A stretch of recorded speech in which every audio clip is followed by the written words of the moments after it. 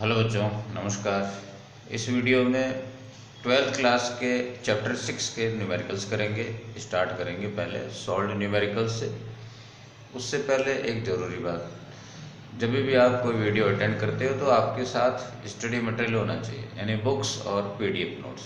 PDF notes आपको कहाँ मिलेंगे? किसी भी वीडियो के डिस्क्रिप्शन बॉक्स के अंदर एक लिंक दिया हुआ है बच्चों, उस लिंक को आप टैप करिए, वो आपको मेरे पीडीएफ नोट्स तक ले जाएगा। एक और ज़रूरी बात, इस चैनल को आप सब्सक्राइब करिए और अपने फ्रेंड्स को भी बोलिए। स्टार्ट करते हैं। सबसे पहले क्वेश्चन 6.2 सॉल्व। बच्चों, ये आपको डायग्राम क्वेश्चन में गिवन होगा, लेकिन ध्यान रखो I1, I2, I3 जो करंट्स हैं वो आपको मार्क की हुई होंगी नहीं, आपको खुद मार्क करनी है। करंट्स के नाम और उनके डायरेक्शन आपको खुद अपने आप मार्क करनी है, ठीक है? ये मार्क किए हुए आएगी नहीं, तो आप कोई भी डायरेक्शन में I1, I2 करंट एज्यूम कर लो, लेकिन किसी भी पॉइंट पर, किसी भी जंक्शन पॉइंट पर किरचॉफ्स फर्स्ट लॉ का वायलेशन नहीं होना चाहिए। जैसे पॉइंट सी पर आने वाली करंट कितनी है? I1 प्लस I2, और जाने वाली करंट कितनी है total? I1 plus I2। Kirchhoff's first law ओबे हो गया। पॉइंट डी पर आने वाली करंट कितनी है? I1 प्लस I2, और जाने वाली करंट भी I1 प्लस I2 है। तो किरचॉफ्स फर्स्ट लॉ किसी भी जंक्शन पॉइंट पर डिसओबे नहीं होना चाहिए, ये ज़रूरी बात है। उसके बाद में आप करंट की डायरेक्शन कुछ भी ले लो, आपका आंसर डिफरेंट नहीं आएगा। आगे बात करें। अब किरचॉफ्स सेकंड लॉ, जिसको आप बोलेंगे किरचॉफ्स वोल्टेज लॉ, शॉर्ट में केवीएल को अप्लाई करेंगे। केवीएल क्या बोलता है? किसी भी लूप में टोटल सारे के सारे जो बैटरीज हैं, सेल्स हैं, उनका टोटल ईएमएफ और टोटल आईआर, उनका सम 0 होगा। ठीक है? आपने कौन सा लूप चूज किया? सबसे पहले CDBAC, फर्स्ट और एंड पॉइंट सेम होना चाहिए, तभी तो उसको बोलेंगे लूप। इस लूप के अंदर कौन कौन आ रहा है? 10 वोल्ट, 6I1 और 2 इंटू I1 प्लस I2, ये 3 वोल्टेज इस लूप में आ रहे हैं। कौन है ये? वोल्टेज है। 10 वोल्ट वोल्टेज है जिसका नाम ईएमएफ होता है। 6I1 ये भी वोल्टेज है जिसको पोटेंशियल ड्रॉप बोलते हैं। तो 10, 6I1, 2I1 प्लस I2, इनको ही लिख लिया, इक्वल टू 0 कर दिया। अब बड़ी बात यह है साइन। जब आप चलने की डायरेक्शन, ये अपने चलने की डायरेक्शन, ये मैंने एरो से शो करिए, ये अपने चलने की डायरेक्शन कैसे है? चलने की डायरेक्शन CDBAC, ये चलने की डायरेक्शन। तो चलने की डायरेक्शन बैटरी में, सेल में माइनस से प्लस है, तो यहां पर प्लस आएगा। सेल के माइनस से प्लस की तरफ आपके चलने की डायरेक्शन है, ये चलने की डायरेक्शन सेल के माइनस से प्लस की तरफ है, तो यहाँ पे प्लस आएगा। इसको ऐसे भी याद रख सकते हो कि यदि आप चलते हुए बैटरी के प्लस से बाहर निकल रहे हो, कौन से टर्मिनल से? प्लस से बाहर निकल रहे हो, उसका साइन आएगा। प्लस से बाहर निकल रहे हो तो प्लस साइन आएगा। और चलने की डायरेक्शन और करंट की डायरेक्शन सेम है। ये तो चलने की डायरेक्शन है और ये करंट की डायरेक्शन है, सेम है तो माइनस साइन। इसी तरह से इसमें भी चलने की डायरेक्शन और करंट की डायरेक्शन सेम है तो माइनस साइन, ठीक है, इक्वल टू 0। ऐसा करके आपको इक्वेशन 1 आ गया। सेकंड लूप ले रहे हैं आप EF, इसमें चलने की डायरेक्शन ये EFDCE, इसमें चलने की डायरेक्शन आपने रखी है EFDCE, EF, ऐसे करके आपकी चलने की डायरेक्शन। तो चलने की डायरेक्शन बैटरी में, अच्छा सबसे पहले तो इस लूप में कौन कौन आ रहा है, यहां से स्टार्ट करो। 14, 6I1, -10, 4I2, total 4 potential differences आ रहे हैं। इनको सबको लिख दिया, इक्वल टू 0 लिख दिया। अब सबसे बड़ी बात क्या है? वो है माइनस साइन लगाना।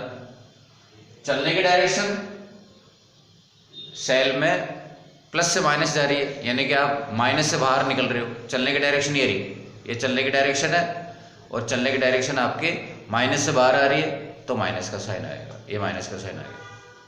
ठीक है, इसमें 6I1 में करंट की डायरेक्शन तो इधर है और चलने की डायरेक्शन आपके अपोजिट है। करंट की डायरेक्शन और चलने की डायरेक्शन अपोजिट है, प्लस आ गया, ये प्लस आ गया। इसमें चलने की डायरेक्शन प्लस से माइनस है तो माइनस आ गया। तो और इसमें चलने की डायरेक्शन और करंट की डायरेक्शन भी इधर है और चलने की डायरेक्शन भी इधर है, सेम है, माइनस आ गया। सबसे बड़ी बात यह है कि आपको साइन कन्वेंशन वो फॉलो होने चाहिए, याद भी होने चाहिए, लेकिन उससे पहले फॉलो तो करें, पढ़ पढ़ करके प्रैक्टिस तो करें। नोट्स के अंदर साइन कन्वेंशन देखो और फॉलो करो उनको। बच्चों, साइन कन्वेंशन के लिए एक बात बताना चाहूँगा मैं। साइन कन्वेंशन आपके किसी भी बुक में और आपके नोट्स में डिफरेंट हो सकते हैं। सच बात बताऊं तो एनसीईआरटी के साइन कन्वेंशन और आपके नोट्स के साइन कन्वेंशन सेम है। आपके राजस्थान बोर्ड की टेक्स्ट बुक है, उसके साइन कन्वेंशन एनसीईआरटी बुक से डिफरेंट हैं। साइन कन्वेंशन डिफरेंट होने से आंसर डिफरेंट नहीं आएगा। साइन कन्वेंशन डिफरेंट होंगे, चाहे कुछ भी होगा। केवीएल को भी आप डिफरेंट लिख सकते हो, लेकिन इक्वेशन 1 और 2 दोनों सेम आ रहे हैं। अपनी बुक में देख लो, इक्वेशन 1 और 2 में डिफरेंट नहीं आया। साइन कन्वेंशन डिफरेंट है, फिर भी इक्वेशन 1 और 2 डिफरेंट नहीं आया। ठीक है, आंसर बिल्कुल भी डिफरेंट नहीं आएगा। तो इन इक्वेशन 1 और 2 को आप सोल्व करिए और आपका आंसर आ जाएगा, आपकी करंट्स आ जाएगी I1 I2। बच्चों, I1 I2 को सॉल्व किया, I2 का वैल्यू आप देख रहे हो नेगेटिव आ रहा है। ठीक है, करंट का वैल्यू नेगेटिव का मतलब आपने जो अज्यूम करी है करंट, एक्चुअली उसके अपोजिट डायरेक्शन में करंट फ्लो हो रही है। ठीक है, ये मतलब है। बच्चों, नेक्स्ट क्वेश्चन है 6.3। इसके अंदर आपको ये क्वेश्चन का डायग्राम में गिवन है। एक क्यूब की शेप में एक नेटवर्क है, इसके अंदर 12 रजिस्टर्स कनेक्टेड हैं। आपको इतना क्वेश्चन में गिवन है। अब बाकी जो करना हूं मैं वो आपको खुद को करना है एज ए आंसर।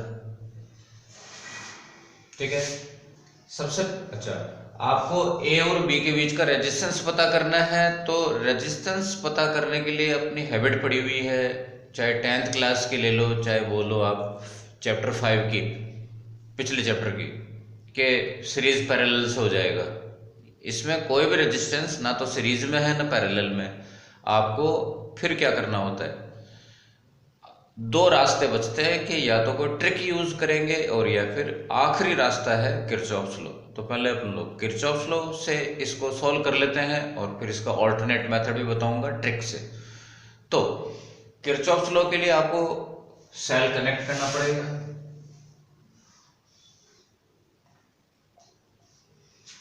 सेल आपने कहाँ कनेक्ट किया है, उन दोनों पॉइंट्स पे जिनके बीच में आपको रेजिस्टेंस पता करने के लिए क्वेश्चन में बोला है।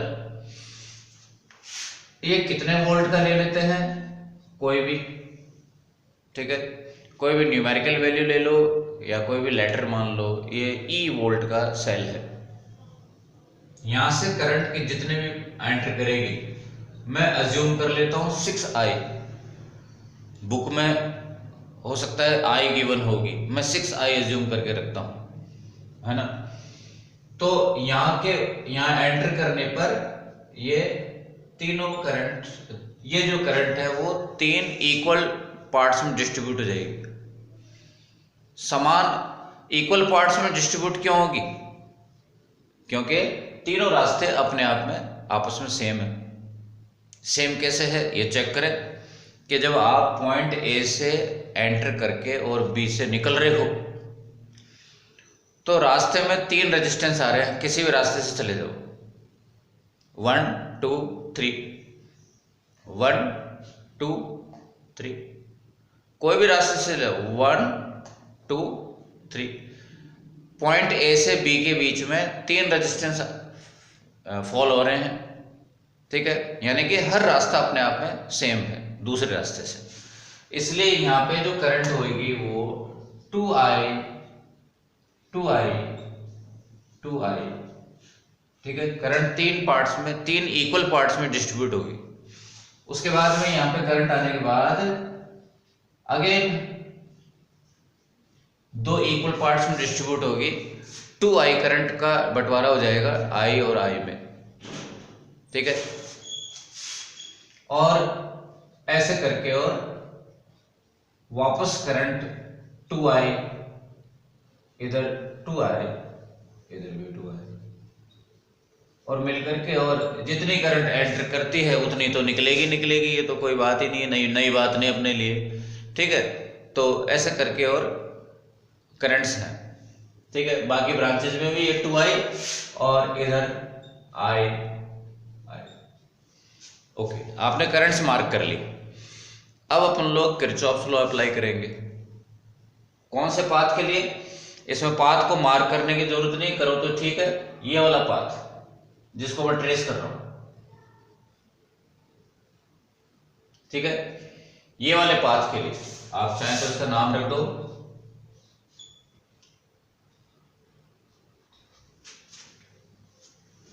Loop A P Q B M A, A P Q B M A। इस लूप के लिए आप KVL अप्लाई करेंगे। KVL क्या कहता है कि रास्ते में जितने भी E और IR आ रहे हैं उनका सम 0। रास्ते में कितने IR आ रहे हैं? 1 2 3, 2IR IR 2IR 2IR I into R 2I into R, ठीक है, और E इक्वल टू 0। साइन चलने की डायरेक्शन, करंट की डायरेक्शन सेम, माइनस इधर चलने की डायरेक्शन, या चलने की डायरेक्शन आपकी, चलने की डायरेक्शन माइनस से प्लस की तरफ है, सेल के लिए प्लस साइन। और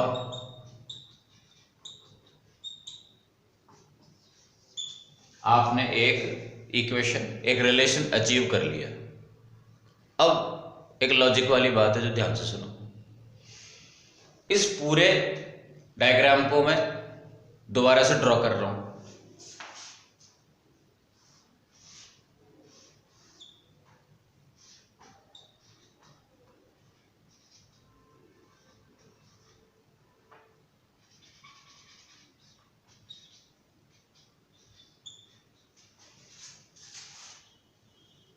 आप ये सोच रहे हो कि इस डायग्राम को ड्रॉ करने की बात हुई थी, यहां तो कुछ दिख ही नहीं रहा।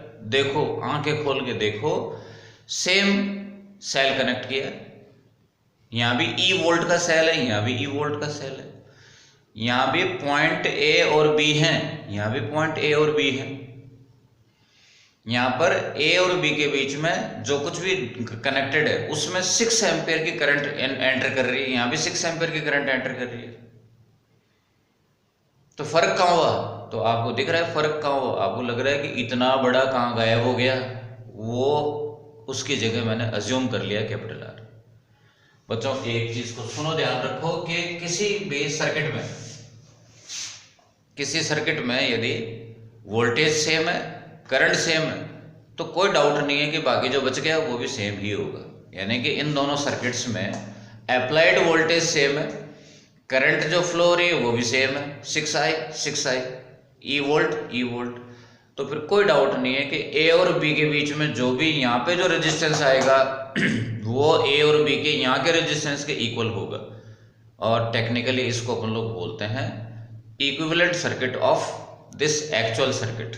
इस एक्चुअल सर्किट के का ये इक्विवेलेंट सर्किट है, ठीक है। यहाँ पे R का वैल्यू क्या आएगा? Resistance equal to voltage upon current. तो यहां पे E E अपॉन आई का वैल्यू इधर से निकाल के लाओगे, E upon I equal to 5 small r, ठीक है। E अपॉन आई का वैल्यू 5r, ये बात है। तो ये E अपॉन आई का वैल्यू पुट कर दिया, कैपिटल R का वैल्यू आ गया। मतलब ये कि A और B के बीच में यहाँ पे रेजिस्टेंस कितना है 5r/6 है, तो यहाँ का भी 5r/6 ही होगा, ये आपने, ठीक है। अब जो क्वेश्चन में जो न्यूमेरिकल डेटा गिवन है बच्चों, उसके हिसाब से बात कर लेते हैं। आपको क्वेश्चन में स्मॉल r का वैल्यू कितना गिवन है 1 ओम, तो आपका R का वैल्यू तो आ गया 5/6 ओम, ठीक है। इस सर्किट के अंदर पुट कर देते हैं, ये 5/6 ओम कैपिटल R का वैल्यू आ गया, ठीक है। A और B के बीच का रेजिस्टेंस, और E का वैल्यू आपको क्वेश्चन में गिवन है 10 वोल्ट, ठीक है। कैपिटल R का वैल्यू पता करने के लिए तो जरूरत नहीं थी कि इसका वैल्यू गिवन होता, ये तो क्वेश्चन को एक्सटेंशन दे रहे अपन लोग तब की बात है, ठीक है ना। कैपिटल R का A और B का बीच का रेजिस्टेंस पता लगाने के लिए तो आपको सेल के वोल्टेज गिवन होने की जरूरत ही नहीं है। अपन ने तो कैपिटल E एज्यूम करके और निकाल लिया था 5r/6, और स्मॉल r का वैल्यू जो आपको क्वेश्चन में गिवन है वो पुट कर दो, 1 गिवन है 1 सही। क्वेश्चन में आगे पूछा है कि करंट के बारे में पूछा है, तो 10 वोल्ट, ठीक है ना। करंट तो आप तभी निकाल पाओगे जब आपको इसका सेल का वोल्टेज न्यूमेरिकल वैल्यू गिवन होगा, तो 10 वोल्ट है, ठीक है। इसको इरेज कर देते हैं। बताइए 6i current equal to voltage upon resistance, 10/5/6 it is 12 ampere. I का वैल्यू कितना आ गया 2 एम्पियर, ठीक है। I का वैल्यू 2 एम्पियर किया, I क्या है ये है, तो ये I का वैल्यू आ गया 2 एम्पियर। इस वाले को बोलोगे ये कितना 4 एम्पियर, ये वाली करंट कितनी है 12 एम्पियर, ठीक है। 6i का वैल्यू है 12 एम्पियर, यानी कि पूरे नेटवर्क में करंट जो एंटर हो रही है माने कि 6i का वैल्यू तो 12 एम्पियर आ गया, ठीक है ना। और फिर वो 3 हिस्सों में डिवाइड हुई, तो वो 12 एम्पियर 4 में डिस्ट्रीब्यूट हुई, फिर 4 एम्पियर वाले अगेन 2 टुकड़ों में डिवाइड हुई, 2 एम्पियर, ठीक है। तो ऐसा करके बच्चों कुछ बुक्स के अंदर कुछ आपको डिफरेंट पढ़ने को मिल सकता है, वो क्या है। सपोज मैं इसको बोलता हूं I, तो ये कितना होगा I/3, सॉरी, यदि मैं एंटर करने वाले करंट को एज्यूम कर लूं I, तो ये 3 बराबर टुकड़ों में डिस्ट्रीब्यूट होगी, I/3, और फिर ये I/3 वापस 2 टुकड़ों में डिवाइड होगी, ये हो जाएगी करंट I/6, ठीक है। और वो I/6, और ये फिर I/6 मिलकर के वापस I/3, और ये सारी करंटें मिलकर के और बन जाएगी I। तो यहाँ पे जो करंट है यदि I है तो वो I/3 में डिस्ट्रीब्यूट हो गई, फिर वो एक करंट वापस हाफ हो गई। आपको I/3 I/6 अच्छा लगता है, या आपको यहाँ पे 6i करके और आप इसको 2i और i कर लेते हो, दोनों में से कौन सा अच्छा लगता है वो आप पे डिपेंड करता है। ये भी कर सकते हो, इसको आपने 3i एज्यूम कर लो, आपके जैसे बुक में दे रखा है, इसको 3i एज्यूम कर लिया, तो ये 3 टुकड़ों में डिवाइड हो गई I, और ये I के 2 पार्ट्स हो गए, I/2, ये I/2 और इधर से I/2 मिलकर के बन गई I। तो यहां पे करंट को क्या लेंगे, ये कोई इशू नहीं है। आप जो भी करंट को ले रहे हो यहाँ पे, वो आगे जा करके उसके 3 बराबर 3 टुकड़े होंगे, ठीक है। तो वो चीज़ आपको यहाँ मेंटेन करनी है, वो ही वैल्यू यहाँ पर मेंटेन करनी है उस हिसाब से, ठीक है। इसका ध्यान रखें बच्चों। नेक्स्ट क्वेश्चन है 6.4, काफ़ी इजी है, लेकिन मैंने इसको इसलिए लिया है अपने वीडियो में, उसके अंदर मिस्टेक्स हैं, ठीक है। मिस्टेक देखिए, सबसे पहले तो क्वेश्चन ये बोल रहा है कि एल का वैल्यू है कितना, 45.5। It is measured from the higher from the point having higher potential. तो इसके अंदर इस पॉइंट की पहचान हायर पोटेंशियल से नहीं है। हायर पोटेंशियल वाला पॉइंट कौन होता है, जहां पर सेल का पॉजिटिव टर्मिनल कनेक्टेड हो, उसको बेशक हायर पोटेंशियल बोलते हैं, लेकिन यहाँ पे पॉजिटिव टर्मिनल कनेक्ट करने की जरूरत नहीं है। इस स्मॉल एल की आइडेंटिफिकेशन आप ऐसे बताओगे, रेजिस्टेंस बॉक्स के, ये आर कौन है, रेजिस्टेंस बॉक्स है, रेजिस्टेंस बॉक्स के सामने वाली जो लेंथ है, बैलेंसिंग लेंथ, वो एल है, और अननोन रेजिस्टेंस वाले के सामने वाली लेंथ है वो 100 माइनस एल है। ये इनकी आइडेंटिफिकेशन है, करेक्ट। ऐसा कुछ नहीं है कि सेल के पॉजिटिव वाले की तरफ वाले से मेजर करी वाली, ऐसा कुछ नहीं, तो ये गलत बात है, ठीक है। क्वेश्चन के अंदर लिखा हुआ है कि हायर पोटेंशियल यानी कि पॉजिटिव टर्मिनल की तरफ से जो लेंथ है वो एल है, बिल्कुल ही गलत है पहली बात, ठीक है। इसकी बेटर आइडेंटिफिकेशन ये है, आर के सामने वाली है 45.5, तो ये आपका कैलकुलेशन कर लेंगे, आंसर आ जाएगा। दूसरी मिस्टेक ये है कि यदि आर और एस को मैं एक्स इंटरचेंज कर दूं, यदि मैं इसको हटा करके और यहां लगा दूं, तो क्या होगा, अब इधर से ये पक्का जो है, पहले इधर से 45.5 आ रही थी, इधर से 45.5 आने लग जाएगी, और दूसरी तरफ की अपने आप 100 माइनस एल हो जाएगी। मतलब आर के सामने, आर के अपोजिट जो है बैलेंस लेंथ, पहले 45.5 आ रही थी, अभी भी आर के सामने वाली 45.5 ही आएगी। इनको इधर उधर करने से कोई फर्क नहीं पड़ेगा, ठीक है। तो क्या इसके अंदर बैलेंस लेंथ चेंज हो गई? बिल्कुल नहीं। बैलेंस लेंथ तो इसी को बोलेंगे, जो आर के सामने वाली जो बैलेंस लेंथ है उसी को बैलेंस लेंथ बोला करते हैं। इसको तो नहीं बोला करते, कॉमनली तो इसी को बैलेंस लेंथ बोलेंगे। तो आंसर ये हुआ कि यदि आर और एस की पोजीशन को आप इंटरचेंज कर दो तो कहीं कोई बैलेंस लेंथ चेंज नहीं होगी, ठीक है, ये बात।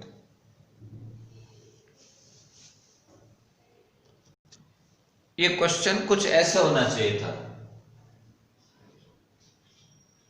बुक में ऐसे पूछता तो बुक का क्वेश्चन करेक्ट होता कि यदि मैं यहां पे आर लगाता हूं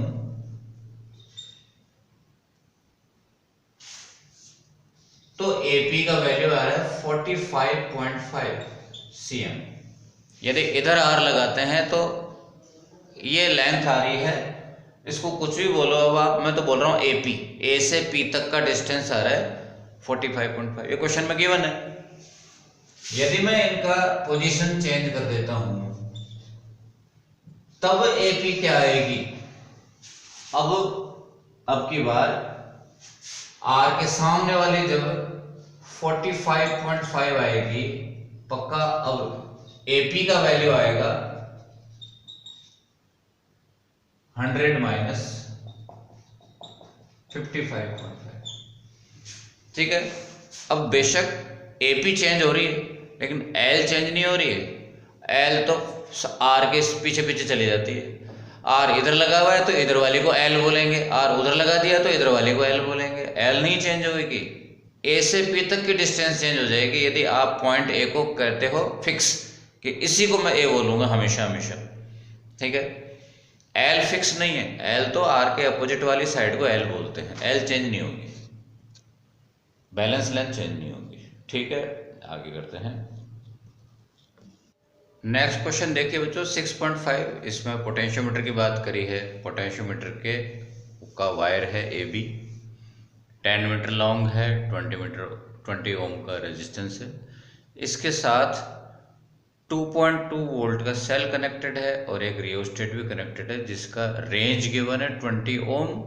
और 20 ओम का मतलब उसका आरएच का वैल्यू, रियोस्टेट का जो रेजिस्टेंस है उसका आरएच का वैल्यू आप 0 भी कर सकते हो, 0 से लेके 20 तक कुछ भी कर सकते हो। रेंज का मतलब ये है मिनिमम 0, आरएच का मिनिमम वैल्यू 0, मैक्सिमम 20 ओम।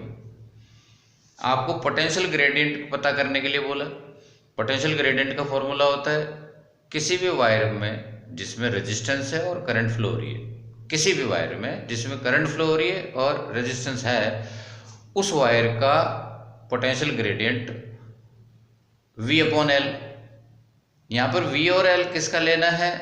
जितने वायर की लेंथ ले रहे हो उतने ही वायर का पोटेंशियल डिफरेंस लेना है, चाहे वो कितना भी वायर हो। वायर AB का जितना भी पोर्शन है, तो अपन लोग क्यों नहीं पूरा वायर ले लेते हैं, पूरा वायर AB ले लेते हैं। पूरे वायर AB का वोल्टेज अपॉन पूरे वायर AB की लेंथ, ठीक है। V इक्वल टू IR होता है। इसमें R कौन सा आएगा? जो पूरे वायर का है तो पूरे वायर का रेजिस्टेंस आएगा। करंट का फॉर्मूला होता है बच्चों, एक पर्टिकुलर सिंगल लूप के सर्किट के लिए करंट का फॉर्मूला है, किरचॉफ्स लॉ से आएगा, total voltage upon total resistance in the circuit, and this circuit is called primary circuit. तो total voltage upon total resistance in the primary circuit. तो इस सर्किट के अंदर टोटल रेजिस्टेंस कौन है? यहां से काउंट करना स्टार्ट करें। इसका रेजिस्टेंस जिसको बोल रहे हैं अपन लोग small R, internal resistance small R. इसका रेजिस्टेंस आर एच, इसका रेजिस्टेंस आर ए बी, ठीक है। वोल्टेज अपॉन टोटल रेजिस्टेंस, ये करंट का एक्सप्रेशन आ गया।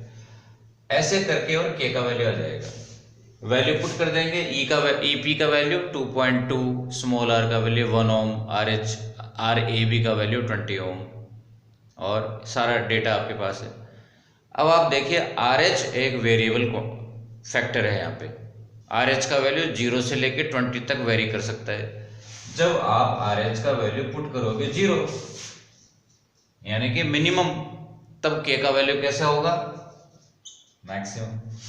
RH का वैल्यू 0 पुट करोगे तो K का वैल्यू मैक्सिमम आएगा, और RH का वैल्यू पुट करोगे मैक्सिमम कितना? 20, तब यह आएगा। जब RH का वैल्यू मैक्सिमम करोगे, डिनोमिनेटर मैक्सिमम, तो रिजल्ट आएगा मिनिमम, K का वैल्यू मिनिमम आएगा। नेक्स्ट क्वेश्चन है 6.7।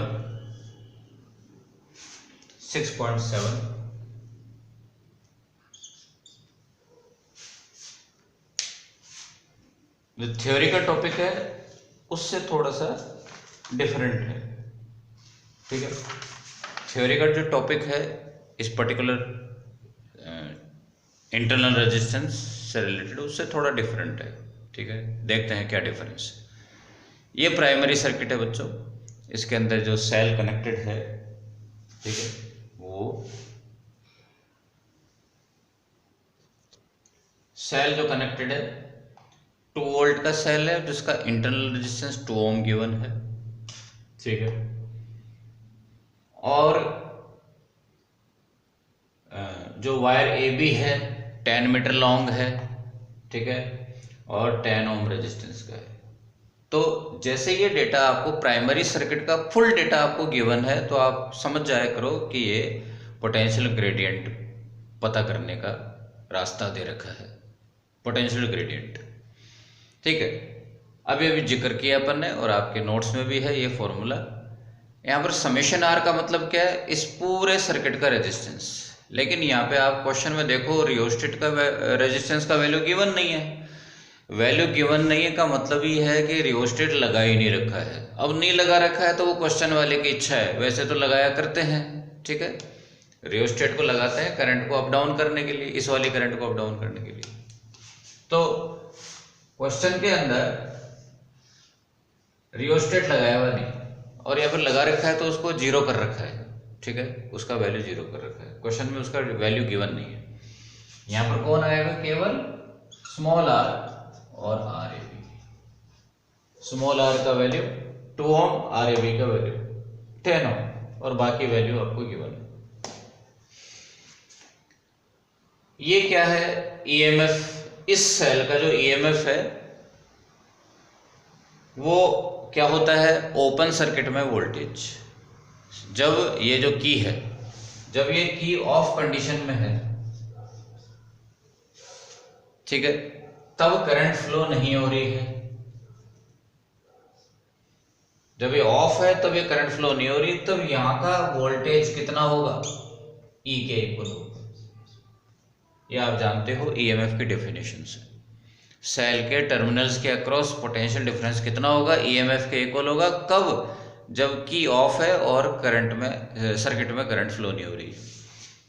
तब बैलेंस लेंथ दे रखी है 5 मीटर। तब यहाँ का पोटेंशियल डिफरेंस के L1 और यहाँ का पोटेंशियल डिफरेंस, ये दोनों इक्वल हो गए। L1 की वैल्यू 5 मीटर की बने आपको। नेक्स्ट, जब आप इसको ऑन कर देते हो, मतलब जब करंट फ्लो होने लग जाती है कितने, 0.1 एम्पियर इस सर्किट में, तब यहाँ का पोटेंशियल डिफरेंस को आप बोलते हो टर्मिनल वोल्टेज, ठीक है, जो कि कैपिटल ई की कंपैरिजन में थोड़ा सा कम होता है।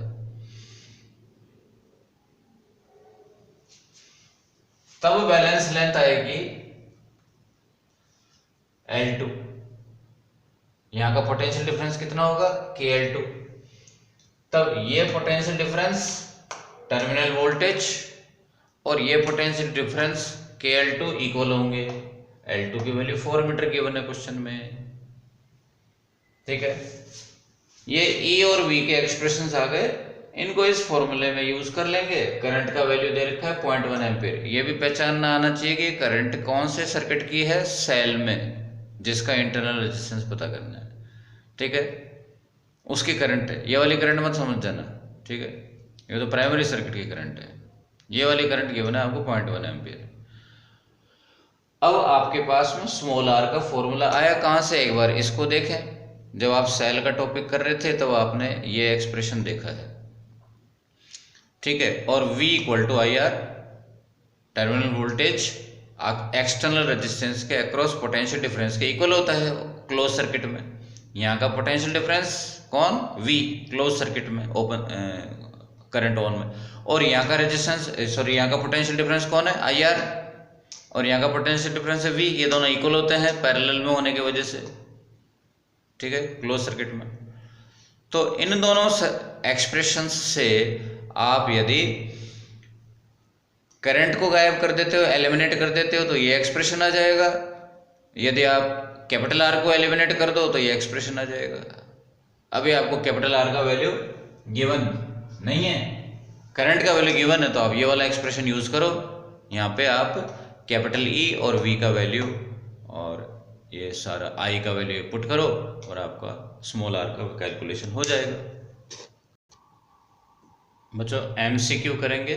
सेकंड क्वेश्चन देखिए, इस सर्किट में 2 एम्पियर एंटर कर रही है करंट और दोनों ब्रांचेस का रेजिस्टेंस सेम है, R1 प्लस R2, नीचे भी R1 प्लस R2 है, मतलब रेजिस्टेंस सेम है, तो करंट हाफ हाफ हो जाएगी, 1 एम्पियर 1 एम्पियर हो जाएगी, ठीक है। आपको पता करना है VA माइनस VB। कैसे पता पड़ रहा है, आपको बोला है लैंग्वेज में find out the potential difference between A and B। पहले जिसका नाम आ रहा है वो लेटर पहले आएगा, जिसका नाम बाद में आ रहा है लैंग्वेज में वो लेटर बाद में आएगा। VA माइनस VB पता करना है आपको। आपने उसको ऐसे लिख लिया, ठीक है। एक बार ब्रैकेट ओपन करके देखो क्या होगा, VC कैंसिल हो जाएगा और क्या आएगा, A आएगा। तो अपन ने इसको ऐसे लिख लिया। क्या करते हैं, VA माइनस VC क्या है, एक पॉइंट C लेट कर लिया अपन ने। VA माइनस VC का मतलब A और C के बीच का पोटेंशियल डिफरेंस, वो कौन है, resistance into current, 1 ampere into R1। और VC माइनस VB है 1 एम्पियर इंटू R2। तो ये तो आराम से हो गया। बड़ी बात क्या है, साइन। साइन किस हिसाब से आएगा, इस फंडामेंटल बात को सुनो कि करंट हमेशा हायर से लोअर पोटेंशियल की तरफ फ्लो होती है, ठीक है ना। तो आपने करंट की डायरेक्शन देख करके आपको क्या पता लग गया कि पॉइंट सी और पॉइंट ए में से हायर कौन है, पॉइंट सी है। लेकिन यहाँ तो लो माइनस हाई हो रहा है, small minus large equal to negative आएगा, और पॉइंट सी का पोटेंशियल कैसा है, हाई है, हाई माइनस लो आपके ये पॉजिटिव आएगा। फाइनल आंसर ये है बच्चों। इसी क्वेश्चन जैसा एक क्वेश्चन और ले लेते हैं। देखो सपोज अभी R1 R2 R की जगह मैंने ये न्यूमेरिकल डेटा ले लिया, करंट भी मैं नहीं बता रहा कि कितनी एंटर कर रही है, ठीक है। लेकिन डेटा को देखो जरा, इनका रेशियो 1/2, इनका रेशियो वो भी 1/2। जब ये दोनों का रेशियो इक्वल है तब आप बड़े आराम से व्हीटस्टोन ब्रिज का जो बैलेंस कंडीशन है उसको देख करके कह सकते हो कि ये दोनों का पोटेंशियल सेम होगा, पोटेंशियल सेम होगा ए और बी का, तब इनका डिफरेंस कितना होगा, 0 होगा। अब एक काम करते हैं, डेटा को डिस्टर्ब कर लेते हैं, ठीक है। और यहाँ का जो करंट है, करंट जो एंटर कर रही है, करंट को आपने अज्यूम कर लिया 6 एम्पियर। अब आपको VA माइनस VB पता करना है। उससे पहले छोटी मोटी कैलकुलेशन करते हैं। पहले तो इस ब्रांच का रेजिस्टेंस बताइए कितना है, 3 ओम। इस ब्रांच का रेजिस्टेंस कितना है, 6 ओम। टोटल रेजिस्टेंस कितना है, 3 और 6 माने पैरेलल में कनेक्टेड है। 6 और 3 का पैरेलल में टोटल रेजिस्टेंस कितना होता है, 2 ओम। इस पूरे का रेजिस्टेंस कितना हो गया, 2 ओम। रेजिस्टेंस 2 ओम, करंट एंटर कर रही है 6 एम्पियर, तो पोटेंशियल डिफरेंस हो गया 12 ओम, ठीक है ना। पोटेंशियल डिफरेंस हो गया 12 वोल्ट, सॉरी पहले ओम बोल गया मैं। तो पोटेंशियल डिफरेंस हो गया 2 × 6 12 वोल्ट। यहां का पोटेंशियल डिफरेंस है 12 वोल्ट, पॉइंट सी और डी के बीच का, ठीक है। तो अब I1 कितना होगा,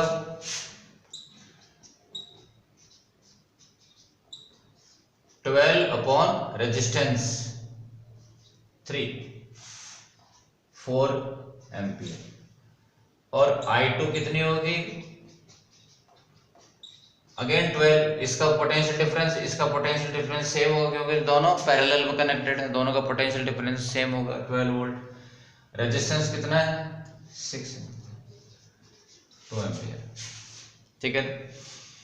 यानी कि 6 एम्पियर 2 टुकड़ों में डिस्ट्रीब्यूट हो गई, 4 एम्पियर 2 एम्पियर। ये आपने करंट पता लगा ली, 4 एम्पियर और I2 इज 20। नाउ अब करेंगे वही काम जो पहले किया, VA minus VB equal to VA minus VC, VC minus VB। VA minus VC, A और C के बीच का पोटेंशियल डिफरेंस कितना, current into voltage, 1 ohm into 4, ये 4 इंटू 2, ठीक है। इसका साइन कन्वेंशन माइनस, इस पर प्लस, और फाइनली आ गया +4 वोल्ट, ठीक है। बच्चों नेक्स्ट क्वेश्चन है MCQ, क्वेश्चन नंबर 4। देखो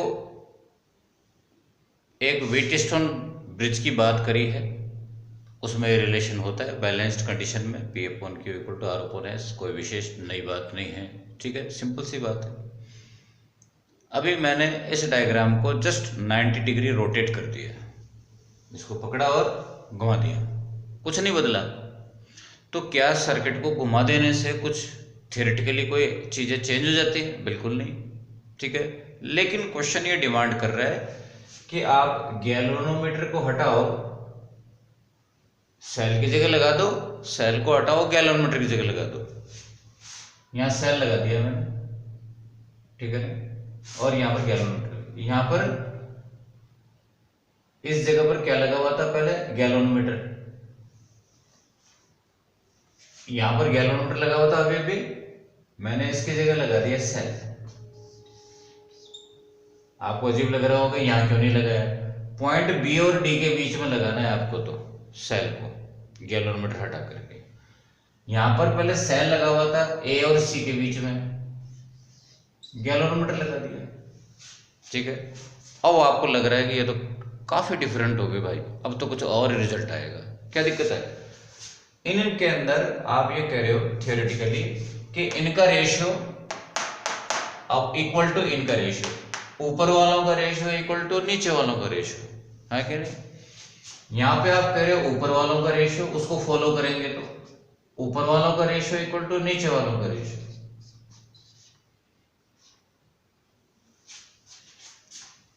इस सर्किट का ये रिजल्ट है बैलेंस कंडीशन में, और इस सर्किट का बैलेंस कंडीशन में ये है।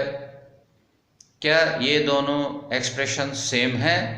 यदि यस हैं तो इसका मतलब है आप ये कह सकते हो बड़े आराम से कि सेल और गैल्वेनोमीटर को पोजीशन को एक्सचेंज कर देते हैं तो कोई फर्क नहीं पड़ता इस पर्टिकुलर एक्सप्रेशन पे, इस एक्सप्रेशन पे कोई फर्क नहीं पड़ता, ठीक है ना। क्या ये दोनों एक्सप्रेशन सेम है? बिल्कुल सेम है। देखो Q और R को आप एक्सचेंज कर लो, ये आ जाएगा।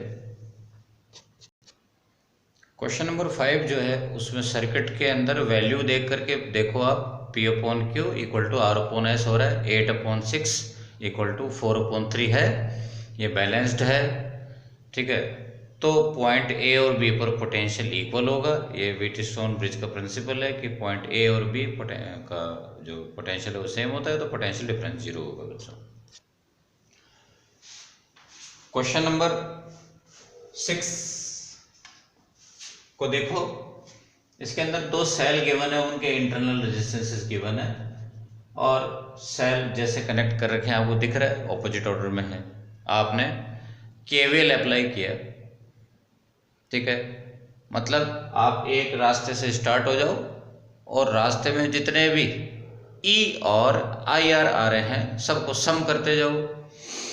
तो पहले तो अपन लोगों ने लिख लिया इनको 2 वोल्ट, और इसका पोटेंशियल डिफरेंस कितना है I R, current into resistance into current, 4 current into resistance, 2 ohm into I, और 5 इंटू आई। अब बात आ गई जो कि बड़ी बात है, और वो है साइन कन्वेंशन। चलने की डायरेक्शन किधर है? तो चलने की डायरेक्शन माइनस से प्लस की तरफ है, प्लस का साइन आएगा। इसमें चलने की डायरेक्शन प्लस से माइनस है, माइनस का साइन आएगा। इसमें चलने की डायरेक्शन और करंट की डायरेक्शन अपोजिट है, करंट तो इधर जा रही है और चलने की डायरेक्शन इधर जा रही है, दोनों अपोजिट है, प्लस का साइन। सम में अपोजिट है, चलने की डायरेक्शन और करंट की डायरेक्शन, एक करंट की डायरेक्शन इधर, एक चलने की डायरेक्शन इधर, दोनों अपोजिट है, सारे प्लस के। तो आप इससे करंट का वैल्यू पता कर लोगे। बच्चों क्वेश्चन 7 के अंदर एक थ्योरेटिकल क्वेश्चन है, पोटेंशियोमीटर की बात करी है। इसके अंदर एक सर्किट और है, और वो सर्किट है, हो सकता है कोई सेल हो या कोई करंट कैरिंग रजिस्टर हो सकता है।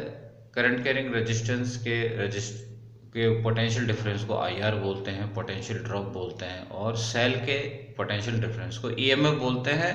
ये जो EMF या IR है, जो भी कोई पोटेंशियल डिफरेंस है, इसको मेजर करना है अपन लोग, तो क्या करते हैं, वायर कनेक्ट कर देते हैं, वो ठीक है ना। ये वायर कनेक्ट कर दिए और बीच में वाया गैल्वेनोमीटर अपन ने कनेक्ट कर रखा है, और ये मेजर हो जाएगा।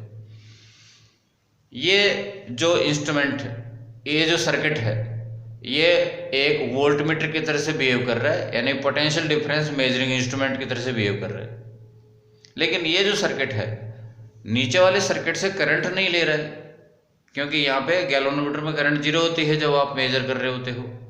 तो एक इंस्ट्रूमेंट किसी का पोटेंशियल डिफरेंस मेजर कर रहा है और उसमें से करंट ले नहीं, उसमें से 0 करंट ले, का मतलब वो एक इनफाइनाइट रेजिस्टेंस के वोल्टमीटर की तरह से बिहेव कर रहा है। ये नहीं सोच लेना कि इसका रेजिस्टेंस इनफाइनाइट है, कहीं RH इन्फाइनाइट है या AB वायर का रेजिस्टेंस इन्फाइनाइट है, इनका रेजिस्टेंस इन्फाइनाइट नहीं है, लेकिन सेंटेंस पे ध्यान दो कि ये सर्किट इन्फाइनाइट रेजिस्टेंस के वोल्टमीटर की तरह से बिहेव कर रहा है, क्योंकि ये करंट नहीं ले रहा। करंट कौन नहीं लेता? जिसका रेजिस्टेंस इन्फाइनाइट हो। ये बात बच्चों, क्वेश्चन नंबर 8 में पोटेंशियोमीटर पोटेंशियल डिफरेंस मेजर करने का काम आता है, और बेटर बोलें तो दो पोटेंशियल डिफरेंसेस को वो कंपैरिजन करने का काम करता है। खैर, तो पोटेंशियल डिफरेंस मेजर करने का काम आता है पोटेंशियोमीटर। वो जो पोटेंशियल डिफरेंस है वो एक सेल का EMF हो सकता है, EMF को मेजर कर सकते हैं। वो पोटेंशियल डिफरेंस किसी करंट कैरिंग रेजिस्टेंस का पोटेंशियल डिफरेंस हो सकता है। तो पोटेंशियोमीटर प्राइमरीली PD मापने के काम आता है, और जब पोटेंशियल डिफरेंस मेजर हो जाए तो आप करंट भी मेजर कर सकते हो, रेजिस्टेंस भी मेजर कर सकते हो इस फॉर्मूले की हेल्प से। तो यानी कि एक पोटेंशियोमीटर EMF मेजर कर सकता है, पोटेंशियल डिफरेंस मेजर कर सकता है, करंट मेजर कर सकता है, रेजिस्टेंस मेजर कर सकता है। लेकिन कुछ और चीज़ें हैं फालतू में अपन लोग या दे रखा है उसमें, कैपेसिटेंस मेजर नहीं कर सकता, इंडक्टेंस मेजर नहीं कर सकता। बच्चों, क्वेश्चन नंबर 9 देखिए। इसके अंदर मैं एक अलग अप्रोच आपको दे देता हूँ, फिर छोटे छोटे क्वेश्चंस हैं, बड़े आसान हो जाएंगे। वो ये है, एक मीटर ब्रिज है जिसमें सेल कनेक्टेड, आपने शो नहीं कर रखा, मान लो है, ठीक है। यहाँ पे जो रेजिस्टेंस है, कन्वेंशनल जो आपका टॉपिक था पोटेंशियल मीटर ब्रिज का, उसमें अब रेजिस्टेंस बॉक्स लगा हुआ था, यहाँ पे अननोन रेजिस्टेंस S लगा हुआ था। हमने उनके नाम बदल दिए। ये जो लेंथ है इसको L1 बोल रहे थे, मैं इस लेंथ को L बोल रहे थे, मैं L1 बोलने लग गया। इस लेंथ को अपन लोग 100 माइनस L बोल रहे थे, मैं उसको L2 बोलता हूँ। तब पहले आपने फॉर्मूला सुना था S इक्वल टू ये, लेकिन इस फॉर्मूले से अपन लोग बाउंड होकर के नहीं रहेंगे। अभी मैं इसकी जगह Y, इसकी जगह X बोलता हूं, तो X नीचे आ गया, और इसको मैं बोल रहा हूं L2, इसको बोल रहा हूं L1। तो ये दोनों सेम है, यानी अपन ने केवल नाम बदले हैं, कोई टेंशन की बात नहीं। लेकिन बड़ी बात यह है, ये याद रखें कि इन दोनों का रेशियो इज इक्वल टू इन दोनों का रेशियो, इन दोनों रेजिस्टेंसेस का रेशियो इक्वल टू इन दोनों लेंथ का रेशियो। बस ये ध्यान रखना कि X के सामने वाली जो लेंथ है वो X न्यूमरेटर में है, तो X के सामने वाली लेंथ भी न्यूमरेटर में होनी चाहिए।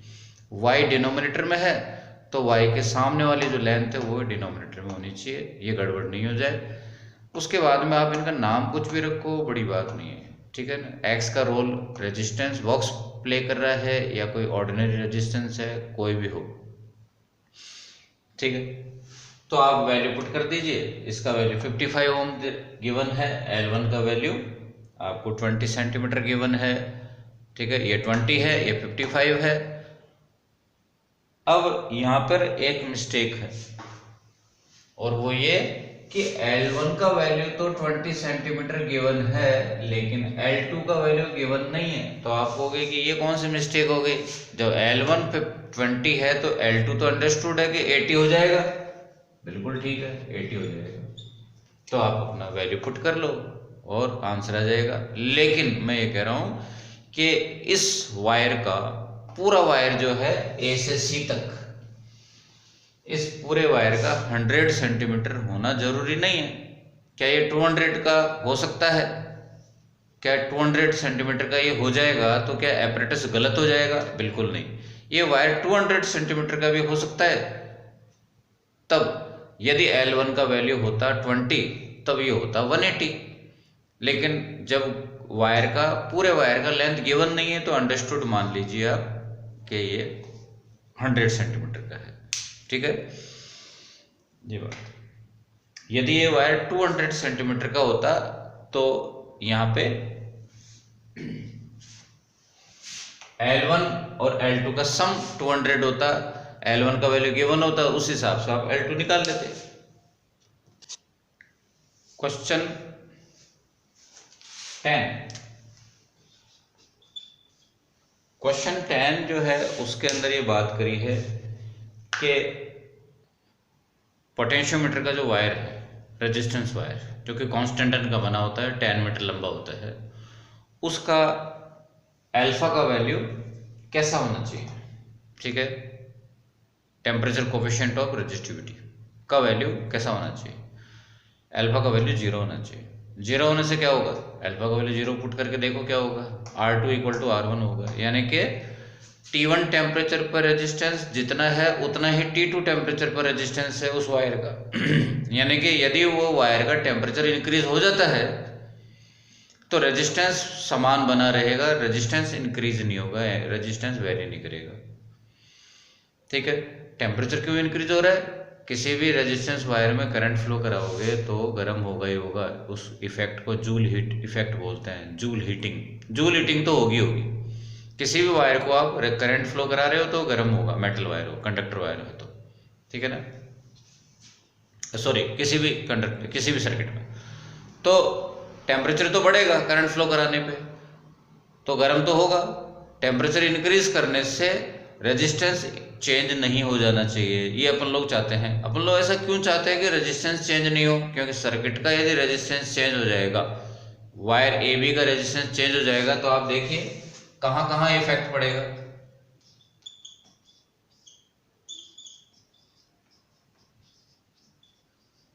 ये वायर ए बी की बात हो रही है, ये वायर ए बी के रेजिस्टेंस की बात हो रही है। वायर ए बी का रेजिस्टेंस यदि चेंज हो जाएगा तो सर्किट का, उस वायर का पोटेंशियल ग्रेडियंट चेंज हो जाएगा और फिर बहुत कुछ गड़बड़ हो जाएगा। वो पोटेंशियोमीटर जो है ना, 2 डिफरेंट रीडिंग जो है वो गलत देगा। ठीक है ना, एक ही चीज़ का वोल्टेज वो डिफरेंट मापेगा। पोटेंशियल ग्रेडियंट चेंज नहीं होना चाहिए, पोटेंशियल ग्रेडियंट कांस्टेंट रहना चाहिए, ये बात। ठीक है,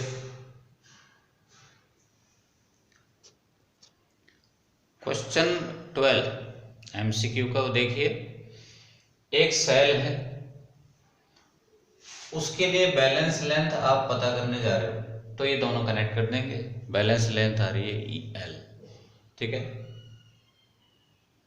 क्वेश्चन ये बोल रहा है कि एक आइडेंटिकल सेल और लगा दिया, उसका EMF भी E है।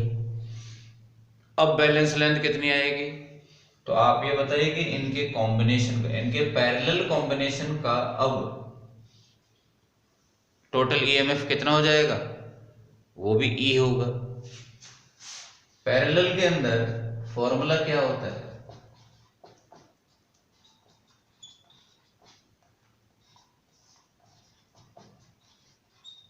इक्विवेलेंट EMF यानी टोटल EMF, 2 सेल्स का टोटल EMF का फॉर्मूला ये होता है। दोनों सेल सेम है, सब कुछ सेम है उनका।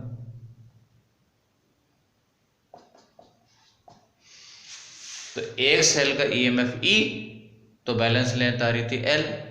दोनों सेलों का टोटल EMF E है, तो बैलेंस लेंथ वही आएगी।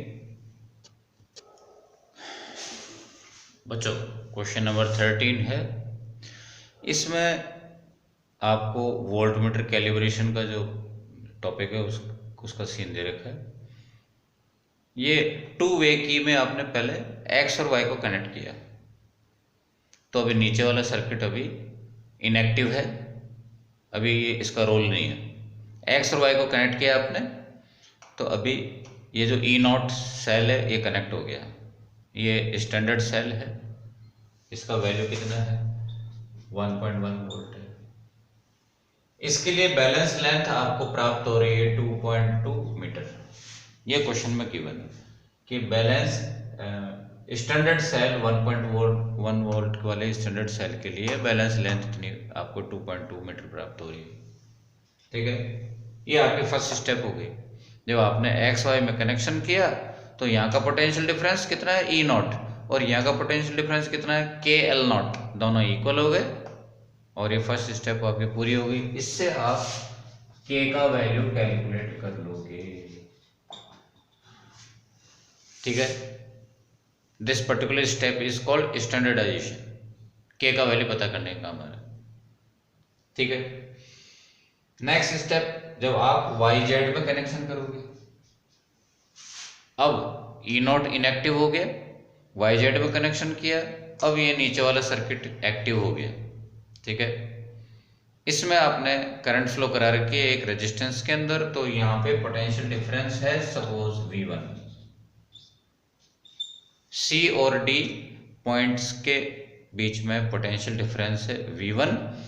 उस V1 को आप पोटेंशियोमीटर से मेजर कर रहे हो, आपने वायर ऊपर की तरफ सेंड कर रखे हैं, यहाँ पर पोटेंशियोमीटर से मेजर कर रहे हैं, और साइमल्टेनियस उसी पोटेंशियल डिफरेंस को आप वोल्टमीटर से भी मेजर कर रहे हो। पोटेंशियोमीटर के लिए बैलेंस लेंथ आ रही है सपोज डिफरेंट, एल की वैल्यू कितनी आ गई 0.95 मीटर, के का वैल्यू यहां से आ जाएगा, ठीक है। तो V1 के लिए, V1 का मतलब C और D के बीच का पोटेंशियल डिफरेंस को बोल रहे हैं अपन लोग V1, ठीक है। तो V1 के लिए बैलेंस लेंथ आ रही है 0.95, यहां से आप V1 कैलकुलेट कर लोगे, ठीक है। लेकिन वोल्टमीटर की रीडिंग जिसको मैं बोल रहा हूं V, वो क्वेश्चन में आपको गिवन है 0.5 वोल्ट, ठीक है। ये वोल्टमीटर की रीडिंग है 0.5, और V1 की वैल्यू वो वैल्यू है जो C और D के बीच का पोटेंशियल डिफरेंस है, जो पोटेंशियोमीटर द्वारा मापा गया, ठीक है। इन दोनों का डिफरेंस कैलकुलेट कर लो, एरर आ जाएगी, ठीक है ना।